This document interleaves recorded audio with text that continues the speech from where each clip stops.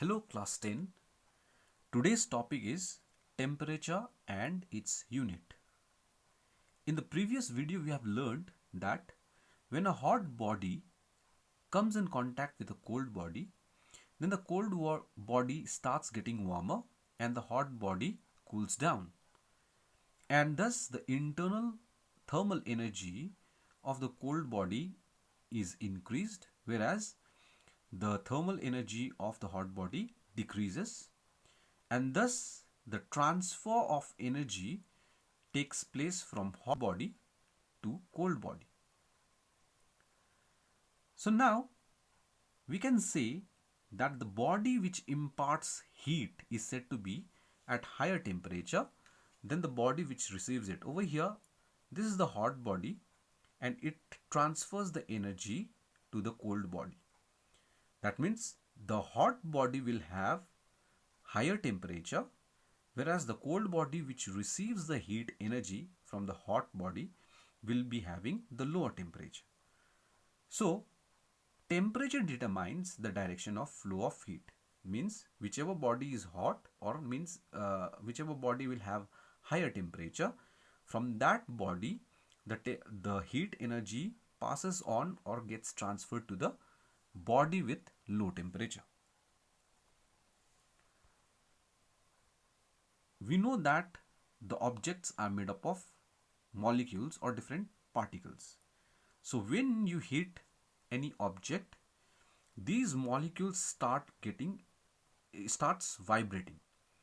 So the heat energy, when it reaches the molecules, the heat energy gets converted into the kinetic energy, and thus all these molecules will start vibrating. And slowly this vibration passes on to the entire molecules of the body, and then the temperature of the body starts rising. So we can say that temperature is a physical quantity of a body that expresses its hotness or coldness. And also it determines the direction of flow of heat when two bodies of different temperatures are placed together. Now suppose, let's say that there are two bodies, and when they are kept in contact together, there is no transfer of heat. This means that if there is no transfer of heat either from this body to this one or from this body to this one, that means both the bodies are of same temperature. So when the two bodies are of same temperature, then we can say that there will be no transfer of heat, or if there is no transfer of heat, we can say that the bodies are in the same temperature. Now when the two bodies are in the same temperature, usually does not mean that they have equal thermal energy. Now this is very important. Even though this body and this body are in same temperature, the chances are they might not have equal thermal energy. That means the thermal energy of this body and the thermal energy of this body may be different even though they are at same temperature. So the quantity of thermal energy does not depend on its temperature. And with the same heat energy, different bodies rises temperature differently. That means if I apply a certain amount of heat to this body and the same amount of heat is applied on this body, both the bodies will rise in their temperature in the same manner. This is also not true. They might increase or decrease their temperatures differently with the application or the withdrawal of same amount of heat. This means that if I apply the same amount of heat to both the bodies, then this might have different change in temperature and this body might have different change in temperature. So the amount of heat energy contained in a body depends on its mass, how much mass is there, and also its temperature. Initially, what is the temperature, and the material of the body. This is very important, that it depends on three conditions. Those are mass, temperature, and the material of the body. Okay, so if the different bodies are different, suppose if this is made up of copper and this is made up of iron, then with the equal amount of heat energy applied, the two bodies may not have the same temperature. Okay.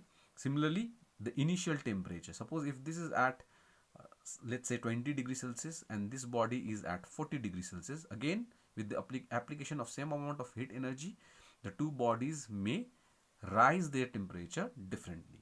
And also it depends on the mass. Suppose if this body is 10 kg in mass and this body is only 1 kg in mass, again there will be the difference in temperature with the same application of heat. Now let's learn about the unit of temperature. The SI unit of heat is Kelvin, which is represented by capital K.